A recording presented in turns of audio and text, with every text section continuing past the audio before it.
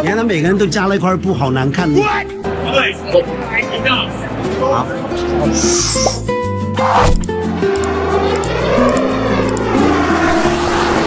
我们现在在梵蒂冈。对呀、耶！我要到另一个国家，不用边境，也不用签证。对，没有海关哦。很远。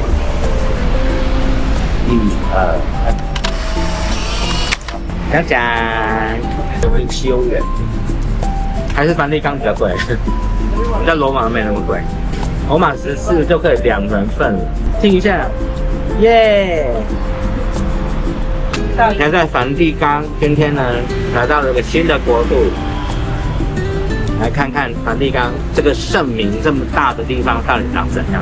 我目前看起来就是跟罗马一样，梵蒂冈就是个博物馆的国家，在这里听说有1500多个展馆，他们收藏了大量的艺术作品。你敢相信吗？只要穿过这一条马路，我们就直接出国了耶！这里呀、是罗马的心脏，也是全球天主教徒的精神总部。但是呢，我们今天不走朝圣的路线，我们要用台湾人的直觉，还有太趣味的冲劲，来去破解这个只有0.44平方公里的迷你国度。太趣味环球去吧！第3集梵蒂冈 ，Here we go！ 第一站，我们来到梵蒂冈博物馆。老实说，我真的被震撼到了呢。这哪里是博物馆啊？根本是用艺术盖出来的巨大迷宫啊！天花板高到像要把人吸走，雕像多到每个转角都是几百年的历史。走没几步，我的脖子、我的眼睛就已经被这些艺术品的资讯量塞到宕机。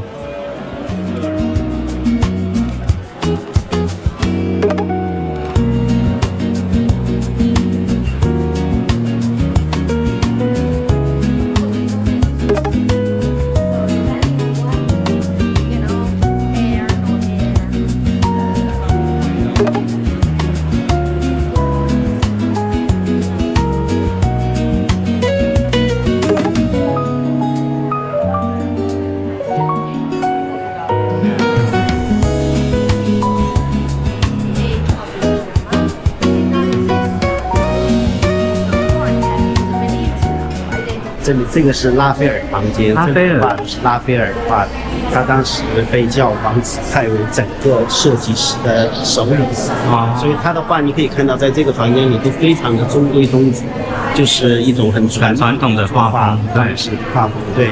但后来他去看到米开朗基罗的作画以后，他会经常去偷看，这一点也是米开朗基罗很不高兴的一点，然后他就开始逐渐的改变他的画风。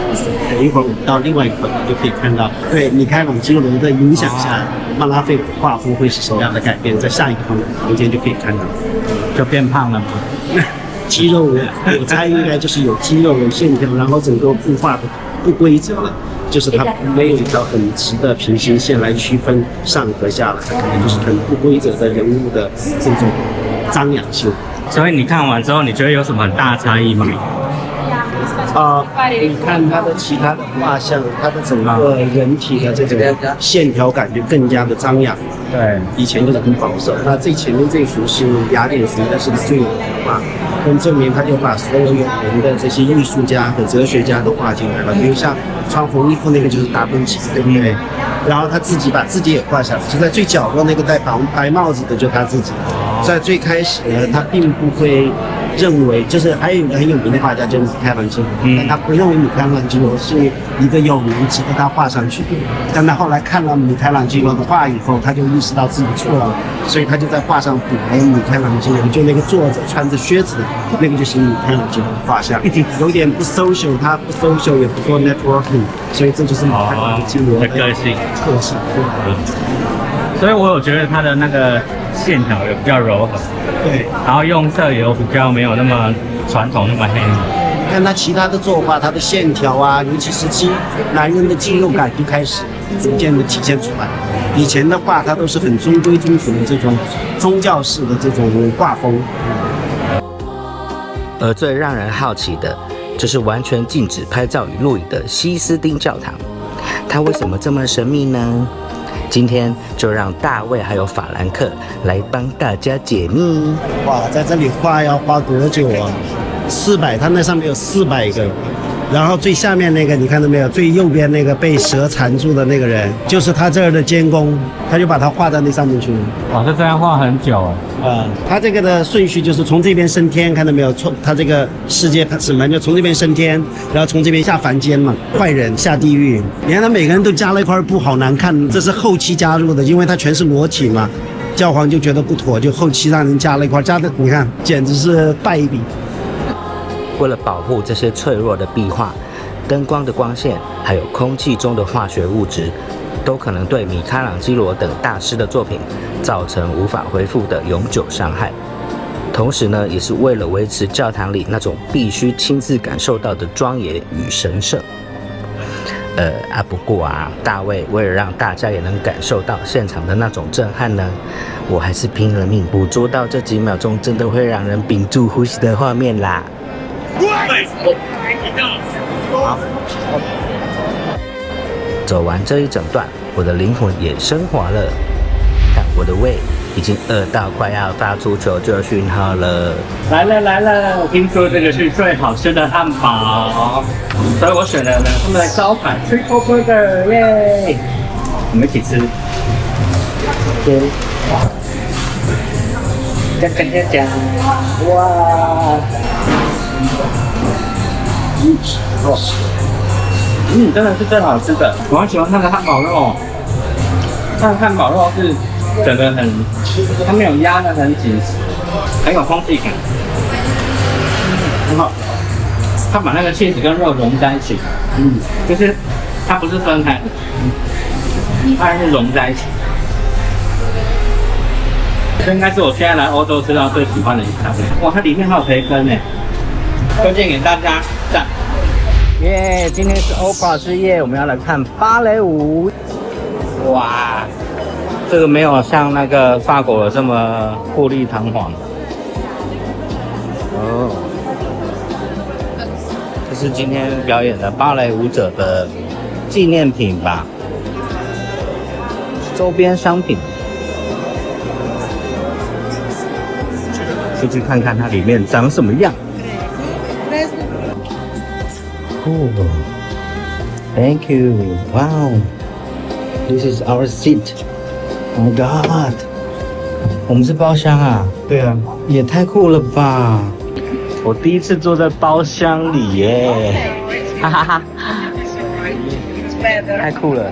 但是好奇怪哦，这里面只有我们两个吗？还是会有别人？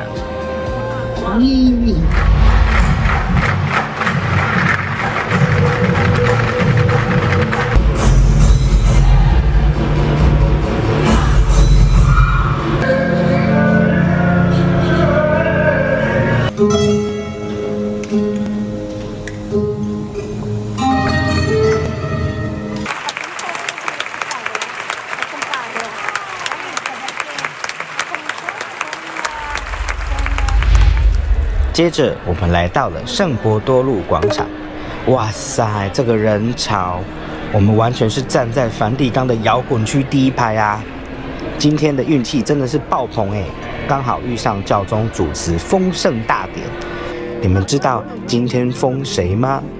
是上帝的网红卡洛阿库蒂斯，这真的超酷的，他会写程式，爱打电动，是史上第一位千禧世代的圣人哦。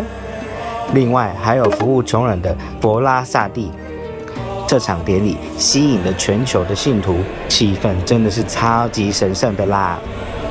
不过啊，这个意大利的太阳也太热情了吧！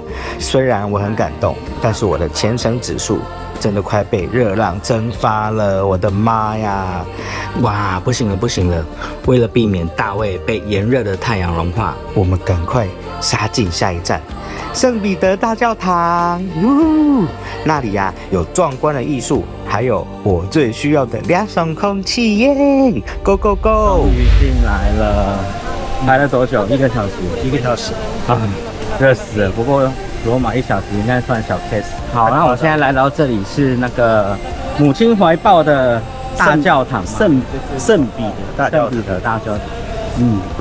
它为什么叫圣彼得大教堂？就是因为这里那个Peter 就是耶稣的门徒之一 ，Peter 是埋在这里，圣 Peter、真的、哦，他埋在这里。对的。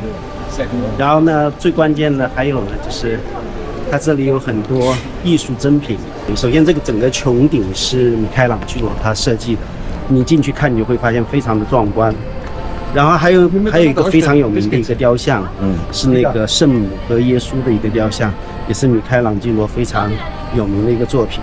然后里面还有个宝座是那个贝尼尼的那个雕塑，所以它里面很多那个艺术珍品在里面，但这几件是比较有名的，是值得一看的。我们可以一会儿去欣赏一下。哦，还有这里有一个你很感兴趣的一个点，你不是想登顶吗？哦，对啊，我主要是为了来看这个建筑的母亲式的怀抱结构。你不光可以看到这个广场，你还可以看到整个梵蒂冈的样子。是啊，要不然我才不会忍受这一但是你要不要再排1个小时，我就不知道了。我一定要上去。好，看看要排多上去。有一个知书达理的朋友一起来旅游，真的是超棒，我都不用做功课，就会有随身导游。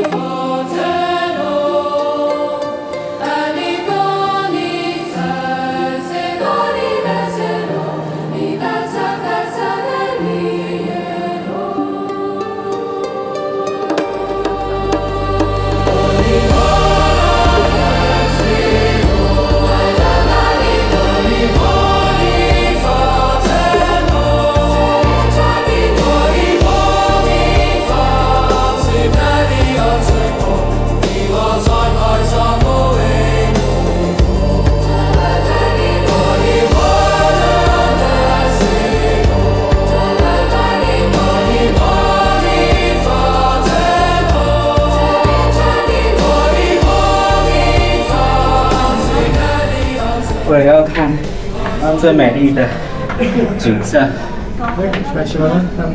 已经爬到快虚脱了。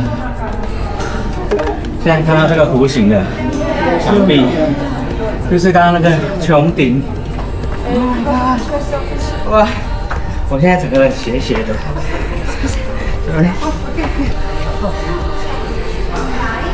我不是画面歪掉，是真的斜的。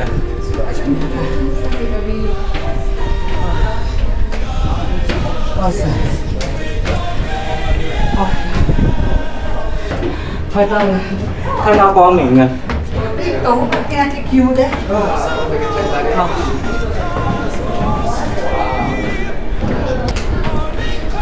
不需要水。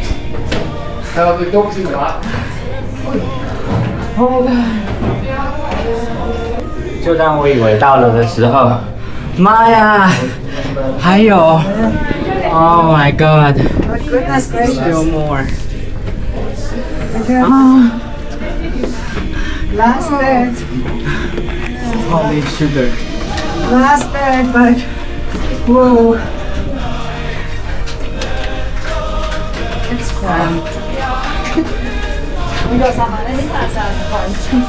You know it's hard.哎，哦，真的。 It's not coming back now. 哦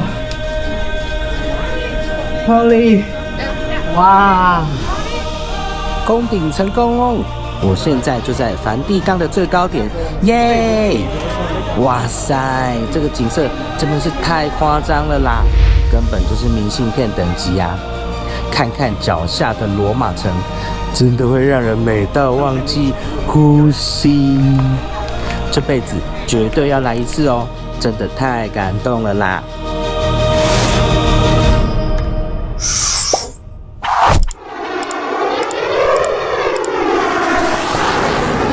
现在呢，我已经到了拿坡里。为什么我们要转巴士啊？那火车是坏掉还是怎样？一段没有任何工作人员给你做解释。真的。